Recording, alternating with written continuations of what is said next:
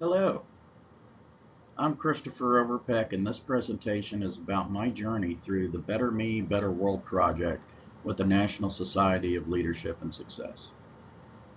The NSLS project was designed to enhance my overall health, along with developing my effectiveness as a leader over the past 18 weeks. Becoming a better leader meant becoming a better person. By applying SMART goals and strategy, I've learned that we can achieve anything.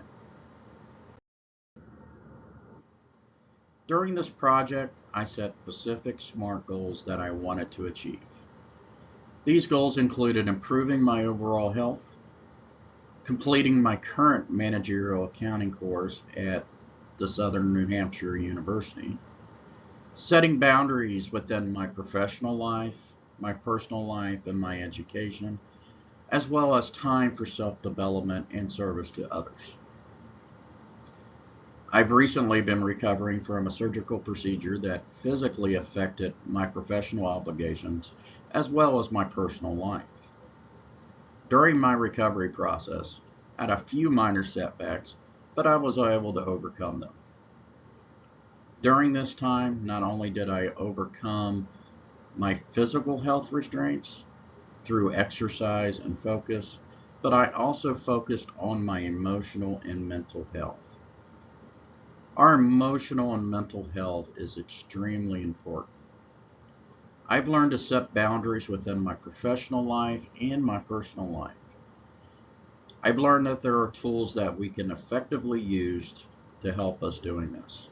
One of the tools that I've used is utilizing my Microsoft Outlook calendar inside Microsoft Outlook.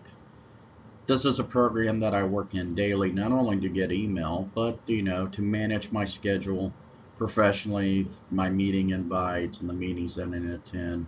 But also I learned to set boundaries on there, not only to give me breaks in between meetings, but to set my work schedule and so on. Setting these boundaries is important not only to manage our day-to-day, but to also manage our mental health. It is so easy to get caught up in the demands of our professional life, our education, that we can easily withdraw from families and friends. This is very true for me. Working full-time in a managerial position in a demanding field, as well as continuing in my education, I found that I was locking myself in my home office for extremely long periods of time every single day. This led to me withdrawal from my family. I missed family events, and I realized I started neglecting the ones that I love the most. Professionally, taking the time to collaborate with others is also very meaningful, and it does a wonderful service to others and does a wonderful service to our mental health. So with these SMART goals and improving all of this during this project, I was able to achieve the goals that I wanted. During this project, the skills that I enhanced were my communication skills, critical thinking skills, my emotional intelligence, my service to others, and probably my most favorite part of it, my sense of resilience. Communication is one of the most important skills that you can develop and continue to develop. Communication skills are one of the top skills that all employers are looking for. Being able to effectively communicate is key to providing information that is clear and precise, not only in the professional world, but also as you're developing to become a better leader. Critical thinking skills are enhanced by practicing them. Being able to actively listen, question assumptions, evaluate the evidence that's provided, and knowing your own biases are all key components of enhancing this skill set. I've learned to also seek different and diverse viewpoints from others. Their perspectives will not only help you broaden your understanding of the situation, but it also helps you to avoid your own biases. Practicing your emotional intelligence is huge. Understanding how to manage your emotions in a positive way leads to effective communication. It demonstrates empathy, and helps us navigate through those tough and difficult situations. A big component of this is understanding the body language that you are displaying as the leader. Being self-aware of your own body language can also help us navigate through those tough situations. Having that service to others. A big part of my experience over the last 18 weeks was to mentor others. Take that time with my team, together as a team and on a one-on-one basis, to help not only develop them, but listen to what they're going through, understanding what they're working on and what they're going through. This was a big key in not only learning about myself, but learning them and applying what I know, my knowledge, to help them achieve their goals and their perspectives. Resilience is probably one of the favorite things that I've learned about myself over the last 18 weeks. Being resilient is a part of everyday life. From the office to home, how we overcome challenges in our own lives makes the difference on whether we're going to achieve our goals or not. This goes for your professional goals, your education goals, as well as your personal goals. Being able to overcome any situation, whether you're devoting too much time to work and not enough time at home, or you're trying to balance work, home, and education all at the same time. Being able to overcome those situations and ending in a positive result without giving up is a huge accomplishment for everybody.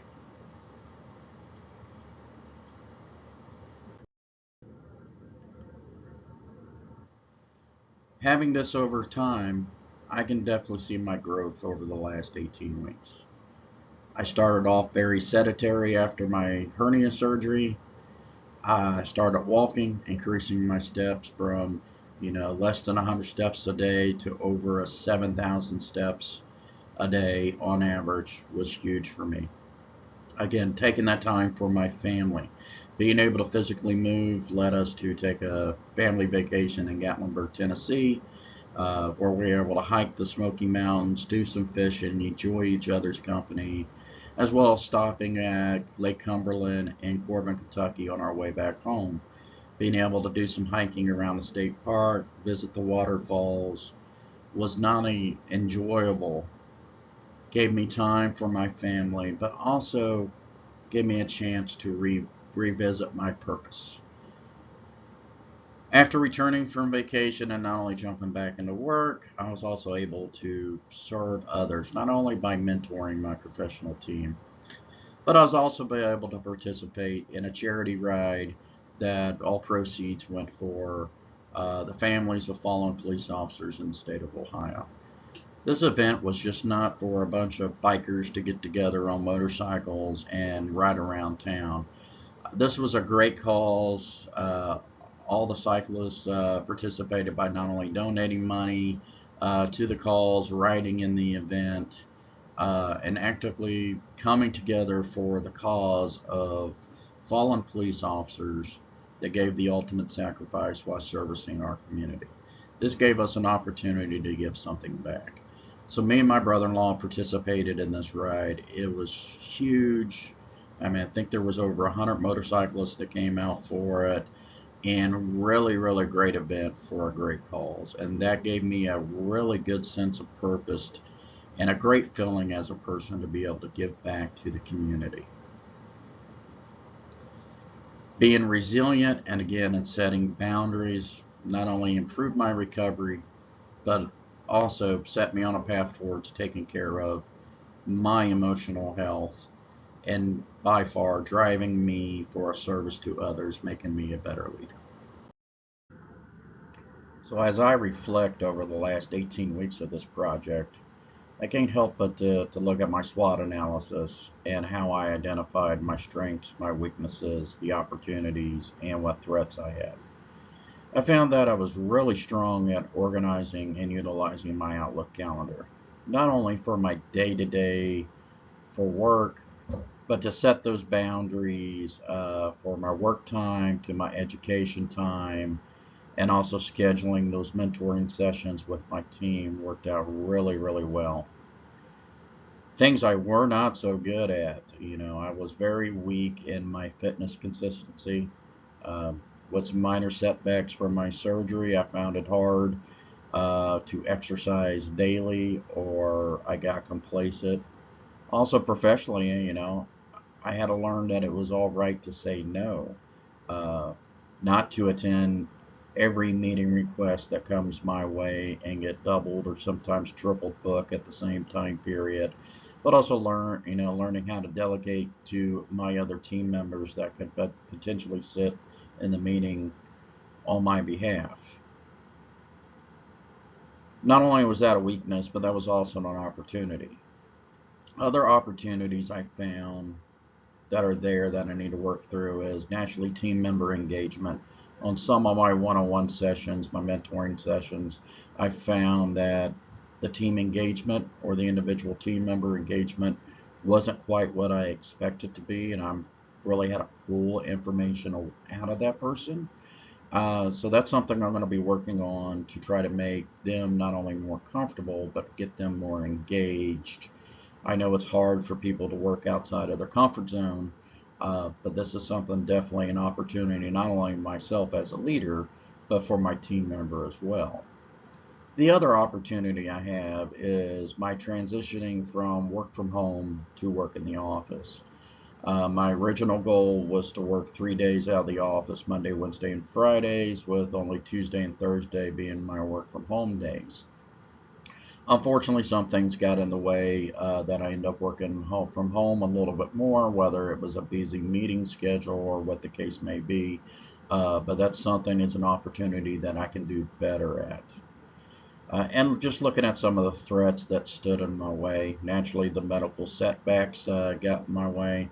Other things that hindered was, again, tight deadlines, tight meeting schedules, and then, a couple unforeseen family matters, circumstances that came up during this time frame as well. Resiliency is probably one of the biggest things that I embraced during this project. Resiliency naturally is the ability to withstand and recover quickly from any difficult situation. That is most likely the textbook definition of it. But it's true not only as a leader, but in everyday life.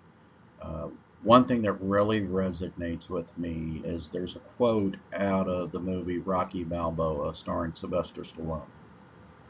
And in a scene in that movie, he's having a conversation with his son outside of his restaurant, and he's talking about the challenges of everyday life.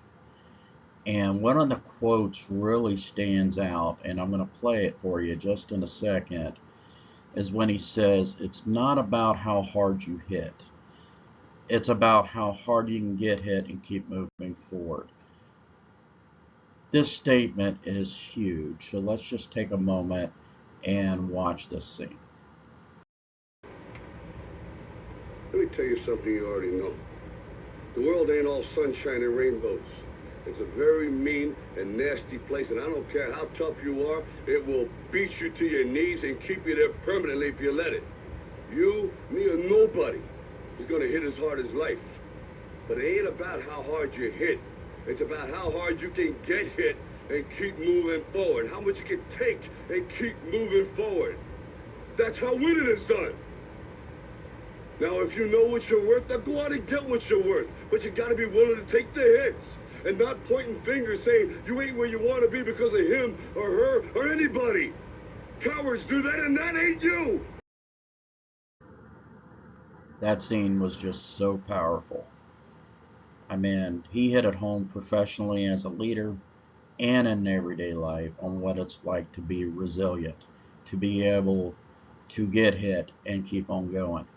He also added another important topic of owning your actions, which is something every leader needs to do.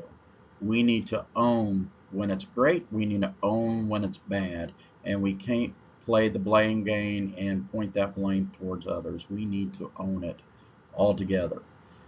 So we need to take accountability for our actions, and when it goes right and when it goes wrong, and keep moving forward. And if it's going wrong, we got to keep moving forward until we get it going in the right direction.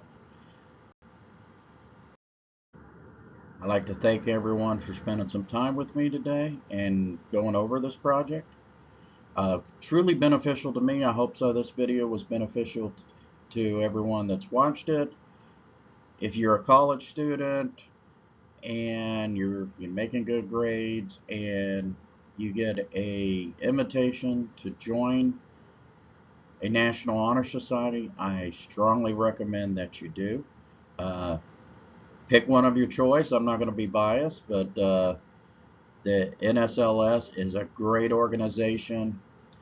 Not only is it an honor society, they have excellent educational courses that you can attend, grant certifications, and everything else. It is well worth the time. And again, I appreciate everybody's time for staying with me today. Thank you.